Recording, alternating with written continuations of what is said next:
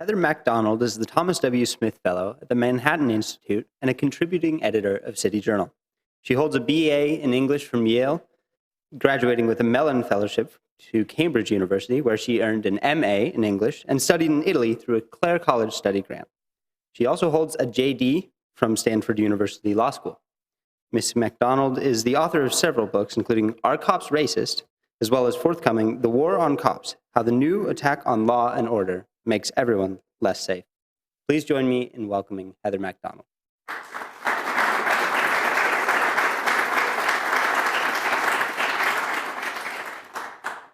Well, thank you so much. This is a great, great honor to be at Hillsdale. Thank you, Matthew. I appreciate the introduction. Hillsdale is obviously our premier institution for preserving and passing on constitutional principles. And as Matthew mentioned, the founders understood that probably the greatest achievement of Western civilization is the rule of law. That achievement is presently at risk. And today I want to lay out the reasons why. Since summer 2014, a protest movement known as Black Lives Matter has convulsed the nation. Triggered by the police shooting of Michael Brown in Ferguson, Missouri in August 2014, the Black Lives Matter movement holds that racist officers are the greatest threat facing young Black men today.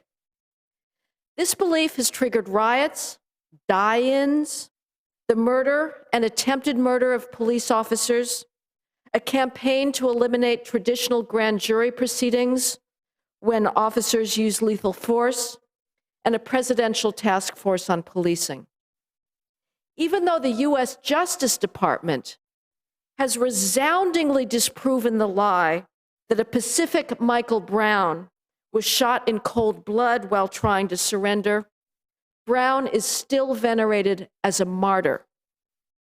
And now, officers are backing off of proactive policing under the relentless venom directed at them on the street and in the media. As a result, violent crime is on the rise. The need is urgent, therefore, to examine the Black Lives Movement's central thesis that the police are the greatest threat facing young Black men today. I'm going to propose two counter-hypotheses. First, that there is no government agency more dedicated to the proposition that Black Lives Matter than the police. And second, that we have been talking obsessively about alleged police racism over the last 20 years in order not to talk about a far larger problem, Black-on-Black crime. Now, let's be clear at the onset. Police have an indefeasible obligation to treat everyone with courtesy and respect and within the confines of the law. Too often, officers developed a hardened, obnoxious attitude. It is also the case that being stopped when you are innocent of any wrongdoing is infuriating, humiliating, and sometimes terrifying. And needless to say, every unjustified police shooting of an unarmed civilian is a stomach-churning tragedy. Given the appalling history of racism in this country and the complicity of the police in that history, police shootings of Black men are particularly and understandably fraught. That history informs how many people view the police. But however intolerable and inexcusable every act of police brutality is, and while we need to make sure that the police are properly trained in the Constitution and in courtesy and respect, there is a larger reality behind the issue of policing, crime, and race that remains a taboo topic. The problem on Black crime is an uncomfortable truth, but unless we acknowledge it, we won't get very far in understanding patterns of policing. Every year, approximately 6,000 Blacks are murdered. That's a number higher than white and Hispanic murder victims combined, even though Blacks are only 13% of the national population. Blacks of all ages are killed at 6 times the rate of whites and Hispanics combined. In Los Angeles, a typical city, blacks between the ages of 20 and 24 die at a rate 20 to 30 times the national mean. Who's killing them? Not white civilians and not the police, but other blacks. The astronomical black death by homicide rate is a function of the black crime rate. Black males between the ages of 14 and 17 commit homicide at 10 times the rate of white and Hispanic male teenagers combined. Black males of all ages commit homicide at 8 times the rate of whites and Hispanics and 12 times the rate of whites alone. The police could end all use of lethal force tomorrow, and it would have at most a negligible effect on the black death by homicide rate. Moreover, the percentage of blacks among civilians killed by the police, 26%, is far less than what the black crime rate would predict, since police shootings are going to occur most often in neighborhoods where cops are confronting violent, armed criminals and people resisting arrest. 40% of all cop killers over the last decade have been black, even though, again, blacks are only 13% of the national population. Standard anti-cop ideology, whether emanating from the ACLU or the university, holds that law enforcement actions are racist if they don't mirror population data. New York City illustrates why this benchmarking rule is so misguided. Blacks are 23% of New York City's population, but they commit 75% of all shootings, 70% of all robberies, and 66% of all violent crime. Add Hispanic shootings, and you account for 98% of all illegal gunfire in the city. This means that every time the police are called out on a shots fired call, they are inevitably going to minority neighborhoods and looking for minority suspects. The police don't wish for this. They hope against hope every time they're called out that for once they will be confronting a white suspect, but the numbers are in there against them. Whites in New York City are about 33, 34% of the population. They commit 2% of all shootings and 4% of all robberies. These disparities are mirrored in city after city. Now, this incidence of crime means that innocent black men have a much higher chance of being stopped by the police because they match the description of a suspect than white men. Now, who are some of the victims of elevated urban crime? On March 11th, 2015, as protesters were once again converging on the Ferguson Police Department, demanding the resignation of the entire department, a 6-year-old boy named Marcus Johnson was gunned down a few miles away in a St. Louis park, the victim of a drive-by shooting. No one protested his killing. Al Sharpton didn't show up to demand a federal investigation. Few people outside of his immediate community even know his name. Last year in Baltimore, 10 children under the age of 10 were gunned down in drive-by shootings. In Cleveland in September of 2015, 3 children 5 and younger were gunned down in drive-by shootings. In November, a 9-year-old in Chicago was lured into an alley and killed by his father's gang enemies. The father refused to cooperate with the police. In August 2015, a 9-year-old girl was doing her homework in her mother's bedroom and was killed by a bullet that penetrated the house.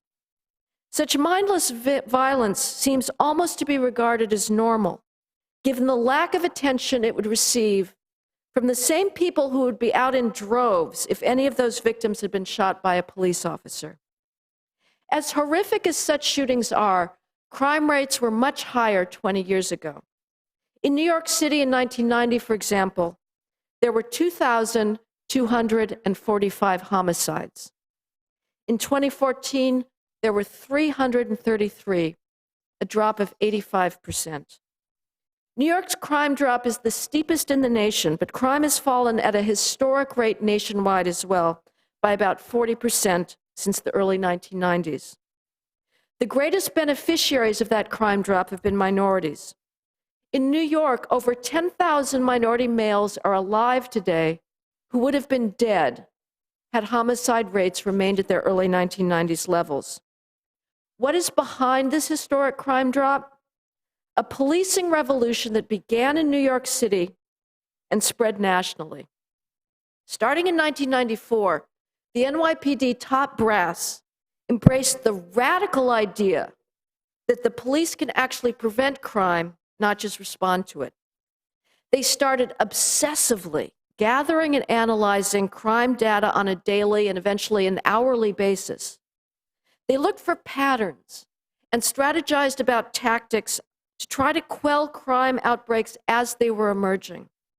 Equally importantly, for the first time, they held commanders actually accountable for what was happening in their jurisdictions.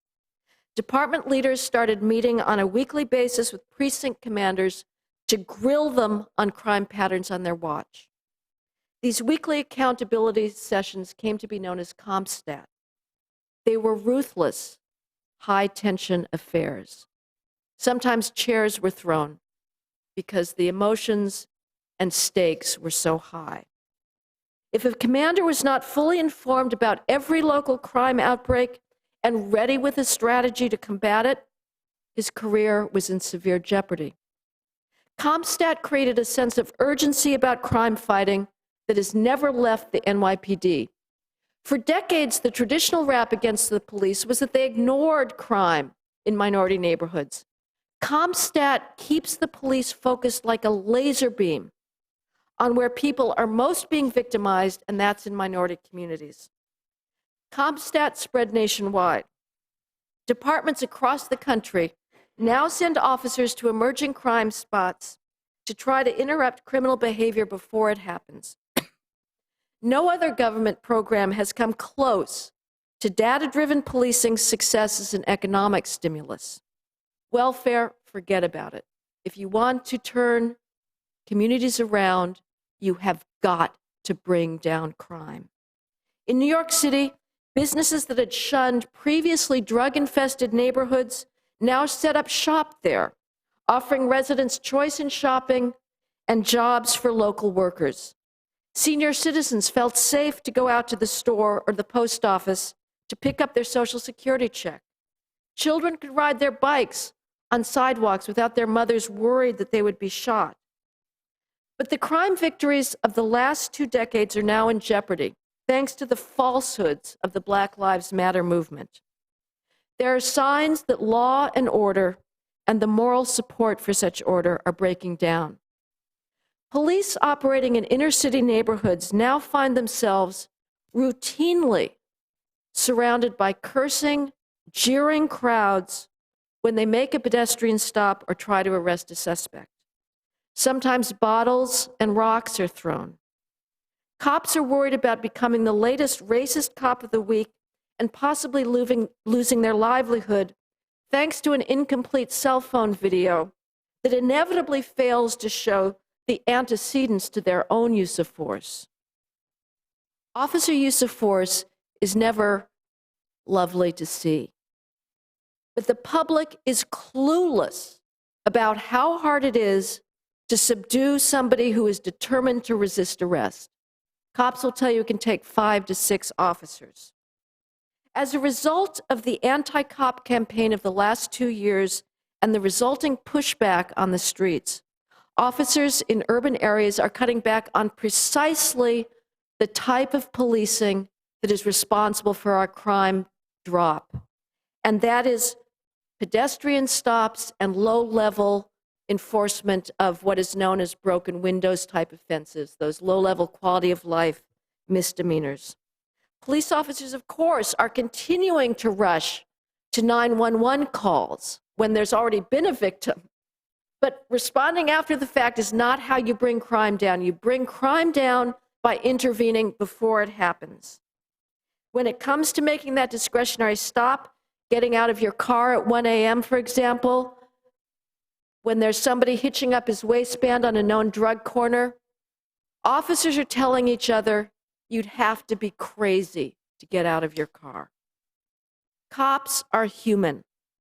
And when they are repeatedly told that they are racist for stopping and questioning suspicious individuals in high crime areas, at some point they're going to do less of those stops. That is both understandable and, in a sense, how it's supposed to work. Policing is political.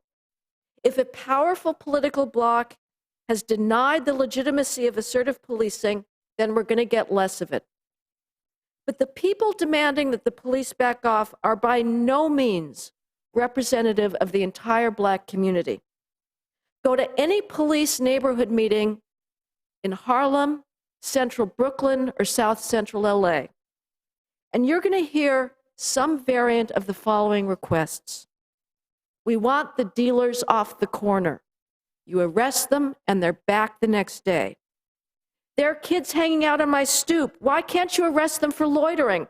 The cops have to say, well, we have this constitutional precedent that says we can't do that anymore, but we'll at least talk to them. Or, I smell weed in my hallway. Why can't you do something?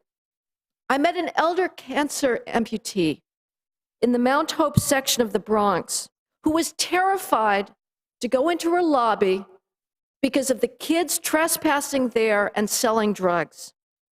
The only time she felt safe was when the police were there. Please, Jesus, she said, send more police.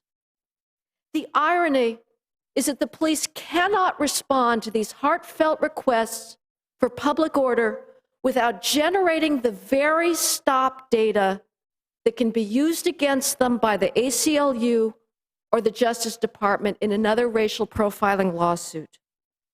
Unfortunately, when officers back off in high crime neighborhoods, crime shoots through the roof. The country is in the midst of the first sustained violent crime spike in 2 decades.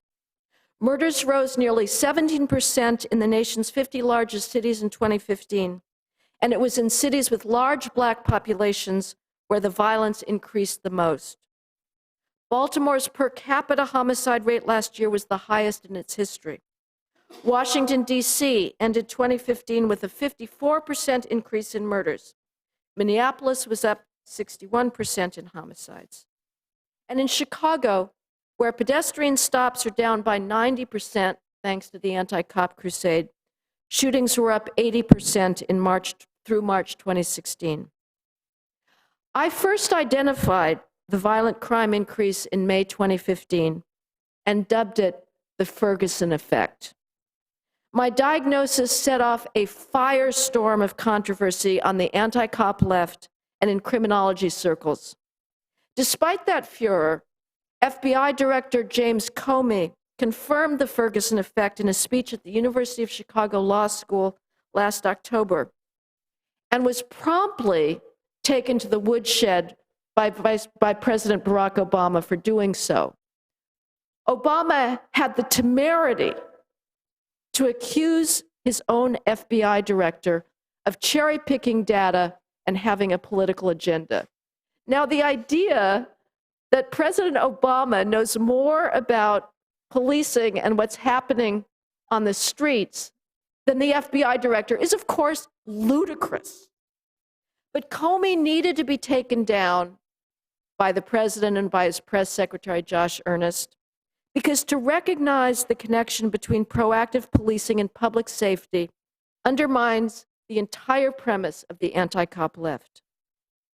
The overwhelming majority of victims in the current crime increase are, as usual, Black, as are their assailants. But police officers are coming under attack as well. The number of officers killed in shootings more than doubled during the first 3 months of 2016. Officers are second-guessing themselves about the use of force because they're so worried about being caught on a video and being dubbed as racist. But it turns out that officers are at much greater risk from Blacks than unarmed Blacks are from police officers. And I'm the first that has done this calculation. But over the last decade, it turns out that an officer's chance of getting killed by a black has been 18.5 times higher than the chance of an unarmed black getting killed by a police officer. Now, I don't know what will end the current frenzy against the police. Hillary Clinton and Bernie Sanders are continuing President Obama's race-based calumnies against the criminal justice system, arguing that the criminal justice system is shot through with bias and that it treats similarly situated whites and blacks differently. This claim is false and dangerous. Criminologists have spent decades trying to come up with evidence of racial bias in the criminal justice system, and the honest ones have been forced to acknowledge time and again that the overrepresentation of blacks in prison is due to their elevated crime rates, not to any discrimination on the part of officers, prosecutors, judges, or juries. But this claim undermines respect for officers, increases the chance of a suspect resisting arrest, which puts everybody's lives at risk. Ted Cruz has done some pushback against the war on cops, Trump less so. It should be a much broader campaign theme. We've been in this situation before. In the 1960s and early 1970s, black and white radicals regularly directed hatred and occasional violence against the police. The difference today is that anti-cop ideology is embraced at the highest reaches of the establishment by the president, his attorney general, college presidents, foundation heads, and the press. We are playing with fire, and if it keeps spreading, it will be hard to put out. Thank you very much.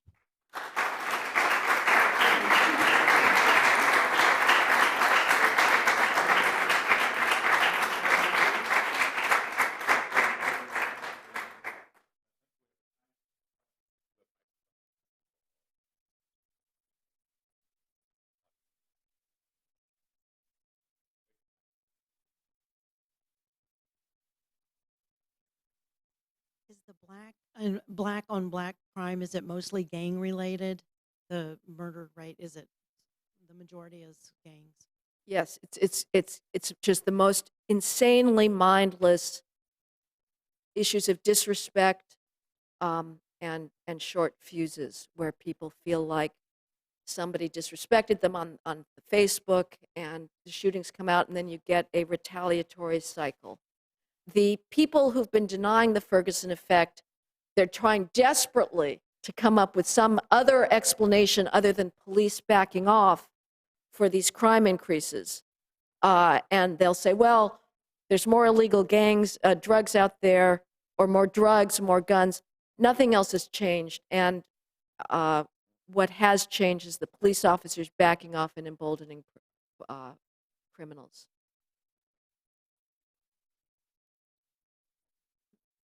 Oh, yeah.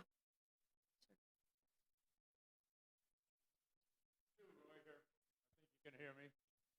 I think the And if not, I'll use the mic. video, like You didn't mention something that had started in New York as a policing tactic, stop and frisk. Stop, ask, and frisk, I think is the total name.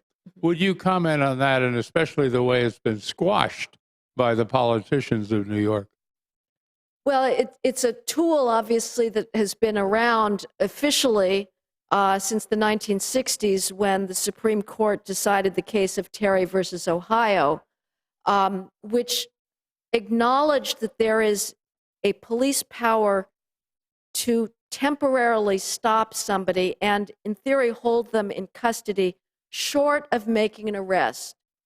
To make an arrest requires probable cause to believe that a crime is underway or about to occur, which is a decent threshold of an officer's suspicion. The cops wanted something short of that that would allow them to just at least question somebody.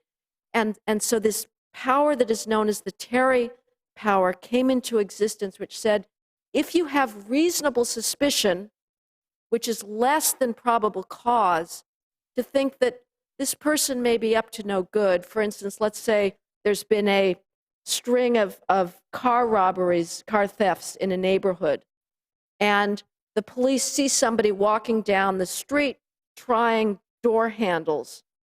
That's probably not enough to arrest that person for stealing a car, but given the totality of circumstances, time, place, and manner, the officer probably has reasonable suspicion to ask that person a few questions. And during that time, the person is not free to leave. That's known as a custodial stop. So this is our stop question. And you rightly say frisk is only, in New York City, about 50% of any stops actually result in a frisk. It's usually just questioning. So this is a power that the officers have had. And of course, before the Supreme Court recognized this power as constitutional and something that cops could do, it's still something that officers have long done, to use their street knowledge to try and intervene. But in New York City, it became more of a concerted effort to try and get guns off the street, and not just guns, but to intervene in suspicious behavior. And it worked. The results speak for themselves. We've have criminals on tape saying, "I'm not going into Brooklyn," because they have that stop thing there. People we have on tape, and criminals told the police they stopped carrying guns personally because of the risk of getting stopped, and they would instead have a communal hiding place. Now, that's not ideal. Obviously, ideally, they don't have guns at all, but at least we're ratcheting down a little bit, so they actually have to go to underneath the mailbox or go to the gutter to get their gun. Having a few moments of pause in a street confrontation to cool things down helps. It's better than if somebody actually is packing heat. So this was a tool that discouraged gun carrying, and it works. But it's been the subject of decades of litigation. And in New York City, we had a trilogy of lawsuits, a unholy alliance between our left-wing anti-cop advocacy groups like the New York Civil Liberties Union and Legal Aid, and of course, the big law firms, Covington and Burling, Paul Weiss, that were sending in their pro bono attorneys to say, the cops can't make trespass stops in the Bronx. These are illegal and oppressive.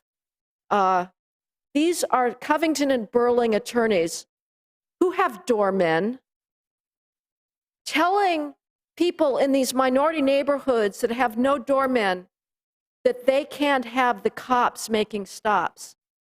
You would think if there had been this epidemic of illegal stops, that the ACLU and the Legal Aid Society would have their pick of plaintiffs that had been victimized by the police. The named plaintiffs in these class action lawsuits were unbelievable. They had these huge criminal records. One of them has just been indicted federally for stomping a teen to death. Others had huge drug histories, gang members. This is who they got for their named plaintiffs. And then, of course, they have the huge class actions. So stops are way down in New York City, 95%. Shootings and homicides were shooting through the roof in the first half of 2015. Our Commissioner William Bratton and Mayor Bill de Blasio were freaking out, because any New York mayor now knows that he has one obligation, and that's to keep crime down, because Giuliani showed it can be done. And if you can't match that, you're out. So what Bratton did was basically throw bodies at the problem. He has the luxury of having the biggest police department in the country, per capita and in absolute numbers. So he just got them. They're not doing stops, but they're just standing using command presence. And that put a lid on things. Other departments have not been so lucky. Again, Chicago stops are way down, and they are engaged in a constant bloodbath. Baltimore, after the Freddie Gray incident, stops and low-level arrests went way down, and they're at their highest per capita rate in history. In July, they had 45 people killed, 42 of them black, the rest undoubtedly Hispanic. When the police back off, again, the criminals become emboldened. Sir? Yes. George Orwell once said that at an age of deceit, telling the truth is a revolutionary act. And I'm really telling the truth is a revolutionary act. And I'm struck by your style and the fact that you give a very frank appraisal in public about these problems. You're not supposed to be able to do that today. I mean, we're not the Soviet Union, but it's still bad enough. Yeah. And I'm just curious. This is almost a personal question, but nevertheless, I'm curious. How do you manage to do this without ending your career? Without what? Ending your career. I mean, how do you get away with this? Well, I can't stand idiocy and I can't stand deception. So it's just, I have to, but I have been doxxed, which is a term I didn't know about before, by the Black Lives Matter movement, which published my home address and home phone number on the web for an article. Well, it was an amazing situation. The San Francisco Police Department, apparently in one of their precinct houses, somebody posted a Wall Street Journal op-ed I'd had on the myths of the Black Lives Matter movement. Well, the San Francisco Examiner got wind of this and decided that this was like completely a racist act on the part of the San Francisco Police Department, and they had an article about this with pictures of the op-ed on their bulletin board, which was great, publicity for me. But this went viral, this San Francisco Examiner article, and as a result, my personal information was put out there. So, but any risk to me is much less than what's going on now in inner city areas, thanks to the cops backing off, and that's the more important problem. Sir. You talk about how Ted Cruz has done more for the war on police, but I lobby for a major law enforcement organization, and his record on law enforcement issues is the worst, or one of the worst in the Capitol.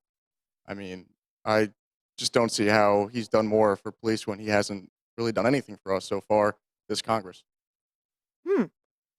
Well, I don't know about that. We've got a chief of staff here who can address that, but I know that he's been on the surveillance issue and mass data, perhaps surprisingly more libertarian on that. But I think on street-level urban policing, I know that he did a hearing in a subcommittee of the Senate Judiciary Committee a few months ago on the war on cops. So that's my exposure to it, and I know that on the campaign trail he has spoken about this, but again, it needs to be spoken about much more. So I didn't know about that. Sir?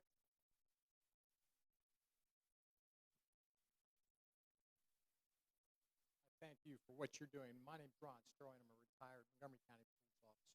Oh, And for your stats, I'd just like to throw this out there. A reunion in South Carolina.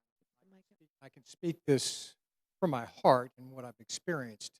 40 police officers I asked, do you recall having your handgun out with your finger on the trigger and did not shoot, and maybe should have, and had lawful, and none of them had. I've worked for a department that had 1,000 men in it, and I maybe know 3 that used their handgun during their entire career. That's a stat you cannot, talk about. And I'll add one other thing. Just got back from a prison ministry, and I was the leader of the prison ministry, and I called 100 cops up and asked for donations. And I got 75%, 75 policemen gave money to a prison ministry, to the guys they put in jail. More than happy to. So you can add those stats to your story. No, I mean, it's just, the demonization and the ignorance is just unbelievable. And I'm thinking, we're talking about the cops? We've been having this conversation about the cops instead of the daily bloodshed that's going on. It's absolutely insane. But yes, I wrote an article about the police training in New York City, the academy. These kids, they want to help the community. They believe officers, again, they're getting spat upon, and yet they will tell you again and again, the good people of the community support me. They hold on to that belief with utter fervor, and they're out there because they believe that everybody has a right to freedom from fear. And it's just, it's tragic to me that officers have to bear the knowledge of the social breakdown of the inner city, because what's driving black crime, of course, is the breakdown of the black family. When you have 73% out of wedlock rate nationally, and in places like Baltimore, you know, areas, it's closer to 95%. That is civilizational catastrophe. You cannot expect society to survive when fathers are routinely regarded as utterly superfluous. But the cops are the next best thing, and the officers see this problem, and yet they can't talk about it, and nobody else will talk about it, and they're bearing that knowledge on their shoulders, and it's quite oppressive. Sir. Bill Cleveland, United States Capitol Police Officer, retired. Thank you. Also a former vice mayor of the city of Alexandria, Virginia. Being a police officer, and I work with young people in the city of Alexandria, I'm also what you call a substitute teacher in the Alexandria school system. And I specialize in working with the juvenile detention facility,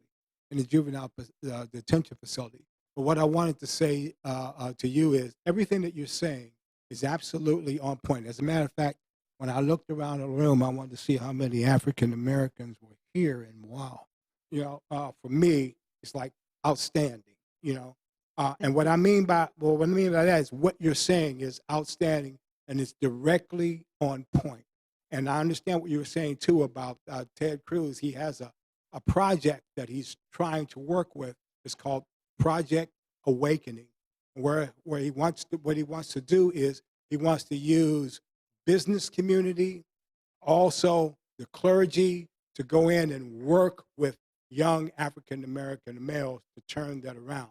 Our problem in the African American community is we no longer have fathers in the community, and that's the main thing, is the family. So when it's rebuilding the family, and when you're working through that, and you're working with the clergy, and you're also working with businesses, you do that around and get the government out. Once we get the government out of it, and we can work with the communities and work with clergy and business people, you'll see a change in the African American community. But keep doing what you're doing. Thank you so much. I'm so honored. And I would say I will make one exception, that the police are the one agency where size matters. It's good to have police officers, because when you don't have those informal social controls, unfortunately, you're going to have to rely on the police. But I could not agree with you more. And we need to be able to say that fathers matter. And we can't do that anymore, mostly because of feminists who are absolutely committed to the idea that strong women can do it all, including raising children. And of course, there are many single mothers who are working their hearts out to raise law-abiding, self-controlled, disciplined children, above all males, and some are succeeding.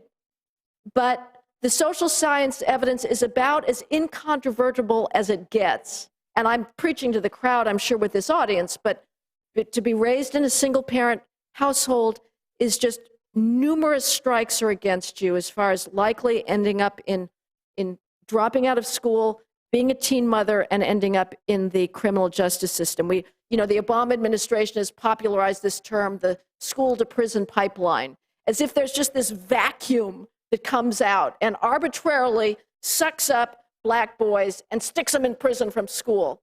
Totally circumventing behavior. This is the central, as far as I'm concerned, this is the central divide between liberals and conservatives. Liberals look at social outcomes and they see large structural forces of inequality. Conservatives look at unequal outcomes and they see behavior. They see the connection between behavioral, personal responsibility, individual choices that people have made, and where they end up. And obviously, when we're talking about crime, this is a central problem. Is you just see this as somehow this influenza that comes into a neighborhood. And that's the way criminologists talk. They want to apply now a public health model to thinking about crime as if it's just like the Black Plague that comes in and a neighborhood becomes, we all have to be criminals. No, it's individual choices, and above all, the choice of a father to stay with the mother and a choice of a mother not to get pregnant unless she is willing to have that male as a husband. So feminism is a big problem. And we are in a culture now that systematically devalues males.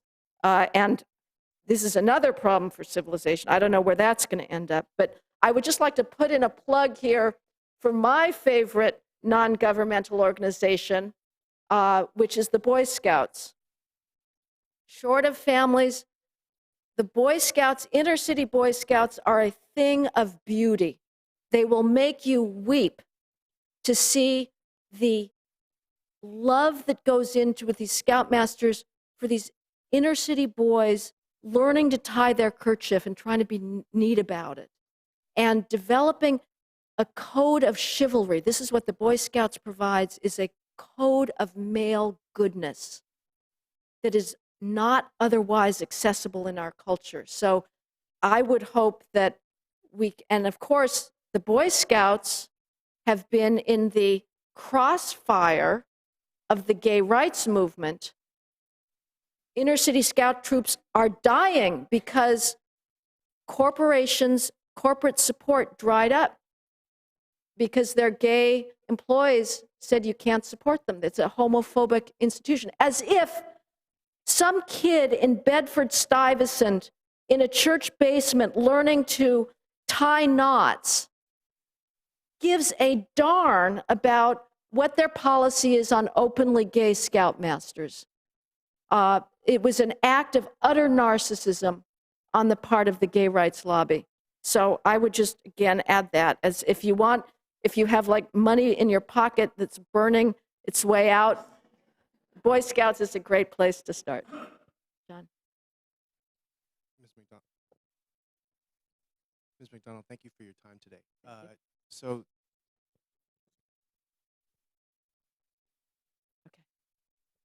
Ms. McDonald, thank you for your time today.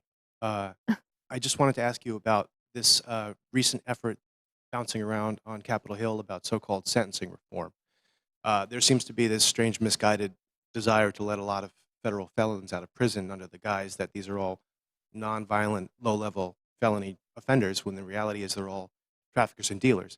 I'm wondering if you could talk a little bit about the myth that any drug crimes are not violent crimes and are not part of this greater problem we're seeing in cities. Well, first of all, let's take the really big myth, which is that last summer, President Obama visited a federal prison in Oklahoma, and the reporters were all gathering around, and they wanted his response. And he said, well, there but for the grace of God go I. And the New York Times said, yes, a president, it's not too far of a leap from president to federal prisoner. Well, maybe so. I mean, if we get Hillary Clinton, who knows? But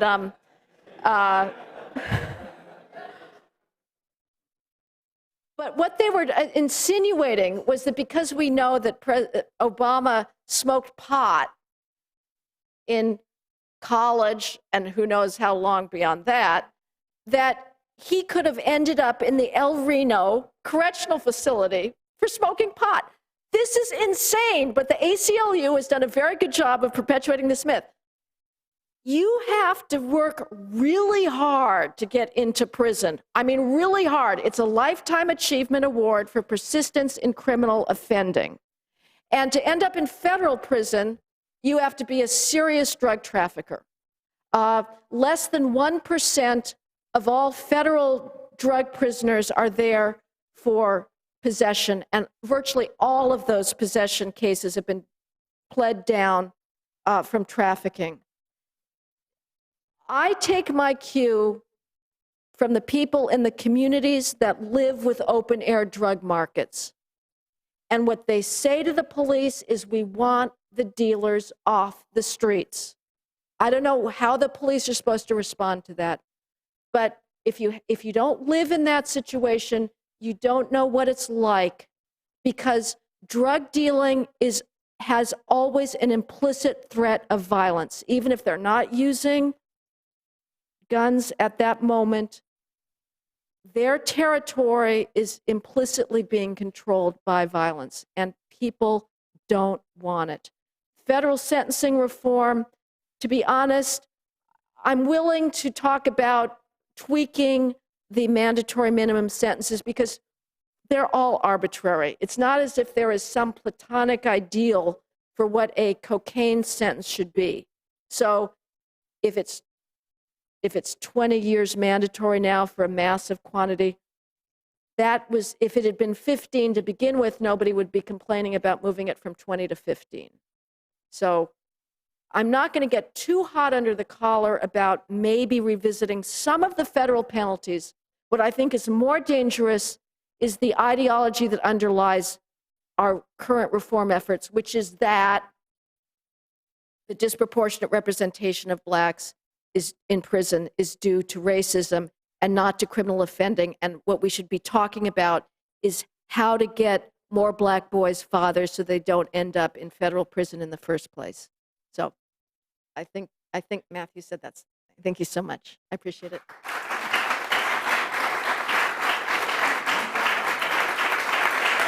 Thank you.